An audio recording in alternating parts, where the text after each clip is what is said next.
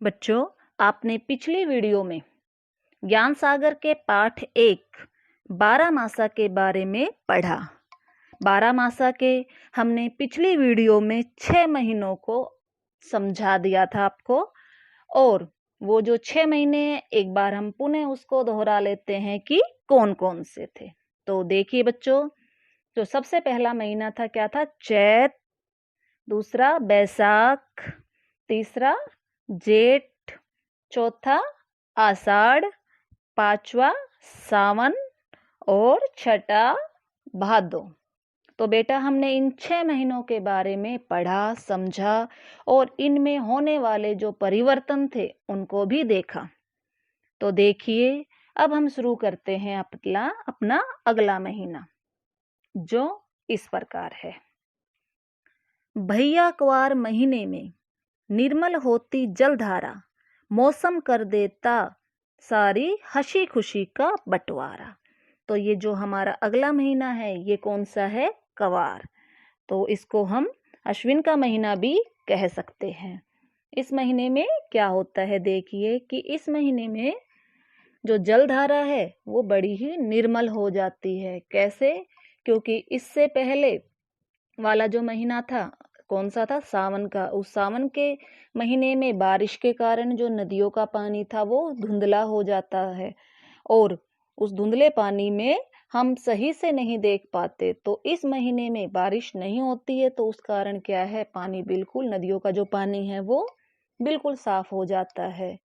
और इस महीने में जो मौसम है वो बड़ा ही अच्छा रहता है, और सब हंसी खुशी का चारों तरफ हमें माहौल नजर आता है। क्यों? क्योंकि बारिश के कारण जो लोग काम पर नहीं जा रहे थे, पुनः अपने अपने काम को शुरू कर देते हैं, घर से निकलना शुरू कर देते हैं, और इस तरह इस महीने में हंसी खुशी का माहौल होता है। आगे चलिए।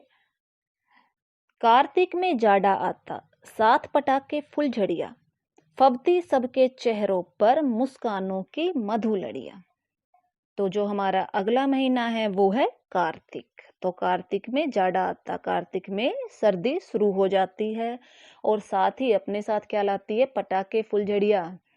तो जान गए होंगे बच्चे, पटाखे फुलझड़िया। तो यानी इस महीने में दीपावली का पर्व आता है, और दीपावली के पर्व में क्या है? खूब सारी मिठाइयाँ, पटाखे, फुलझड़िया घर पे आते हैं।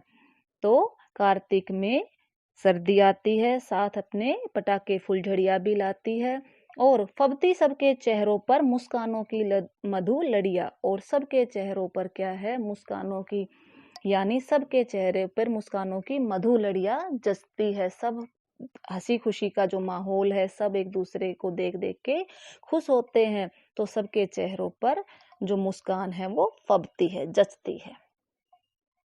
आगे देखिए। अगहन नाच नचा देता, बर्फ सरीखा है पानी, चलो नहा लो माँ कहती, नहीं चलेगी मनमानी। जो हमारा अगला महीना है वो है अगहन। इसको हम मार्गशीर्ष भी कह सकते हैं। तो अगहन का महीना, नाच नचा देना, यहाँ की जैसे कि नाम से ही सार्थक हो रहा है कि जो नाच नचाना।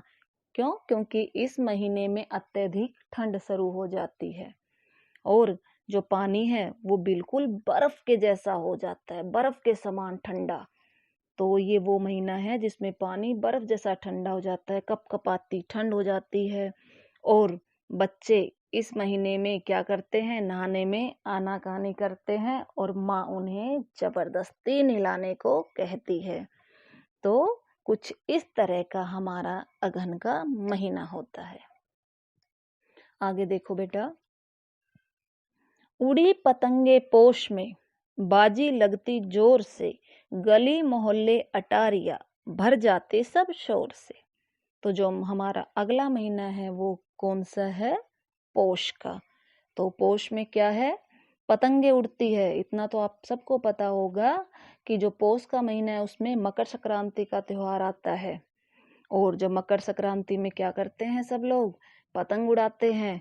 तो अपने पूरे भारतवर्ष में जो मकर संक्रांति का त्योहार धूमधाम से मनाया जाता है, और पतंगे उड़ती है तो फिर बाजी भी लगती है, आपस में जो दूसरे बच्चे एक दूसरे से शर्त लगाते हैं। और गली मोहल्ले अटारियाँ, यहाँ तक कि छतें भी उन बच्चों के शोर से, वो पतंग काटने की जो होड़ लगाते हैं गली में मोहल्ले में छतों पे चढ़ के, तो उनके शोर से सारी जो गली मोहल्ले हैं वो भर जाते हैं। तो ऐसा ही कुछ होता है पौष महीने में।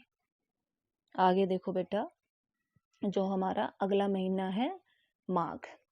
माघ महीना भर देता, मन में नई उमंग है, कहीं मंजीरे झांझ कहीं बजता कहीं मृदंग है। तो बेटा इस महीने में क्या है कि यह जो महीना है वो मन में नई उमंग भर देता है। उमंग मतलब हंसी खुशी, एक तरह से सबके जो चेहरे पे है वो कहीं ना कहीं एक मुस्कान दौड़ती है। उसमें क्या है, एक हम कारण यह भी कर सकते हैं कि इस जो मास में क्या है, सरसों पे पीले पीले फूल आ जाते हैं। मतलब फसल के फूल से ही किसान अंदाजा लगा देता है कि उसकी फसल अच्छी हुई है, तो उसके चेहरे पे मुस्कान आ जाती है। और इस महीने में क्या है कि जो विवाह के जो मुहूर्त है वो शुरू हो जाते हैं, तो मन में इससे भी नई उमंग आ जाती है। और विवाह के जब जो मुहूर्त है वो शुरू होंगे तो क्या है, उससे कहीं मंजीरे बजेंगे, कहीं झांझ बजेंगे और कहीं मृदंग। तो ये सारे वाद्य यंत्र जो हैं ये बजते हैं। और सबसे अच्छी बात, इस महीने में क्या है, बसंत पंचमी का त्योहार आता है। और बसंत पंचमी में क्या होता है बेटा, पता है? तो उसमें क्या है, विद्या और कला की जो देवी है सरस्वती, उसकी पूजा की जाती है। तो बेटा आगे देखिए, लो वह आ पहुंचा फागुन, रस की उड़ी फुआर है, रंगों के कारण लगता यह जीवन त्योहार है। तो बेटा जो हमारा अगला महीना है वो अब आ गया है, और वो कौन सा है, फागुन। ठीक है बेटा, फागुन। तो जैसा कि नाम से ही सभी बच्चे जान जाएंगे, तो फागुन में क्या आता है, होली का त्योहार। तो रस की उड़ी फुहार है, तो चारों तरफ रस उड़ता है। ठीक है, चारों तरफ सब आपस में मिलजुल के रहते हैं, और रंगों के कारण लगता यह जीवन त्योहार है। तो आपने देखा होगा जब होली आती है तो पिचकारी और रंग गुलाल सब लोग आपस में मिलते हैं, एक दूसरे को रंग लगाते हैं और अपनी खुशी जाहिर करते हैं। तो रंगों के कारण जब सब लोग मिलते हैं आपस में, तो यूं लगता है कि यह जीवन एक त्योहार है। तो देखा बेटा आपने कि परिवर्तन ही प्रकृति का नियम है। तो बच्चों, मैं आशा करती हूँ कि आपको यह कविता पसंद आई होगी। तो बेटा आपको इन सारे महीनों को याद करना है। धन्यवाद।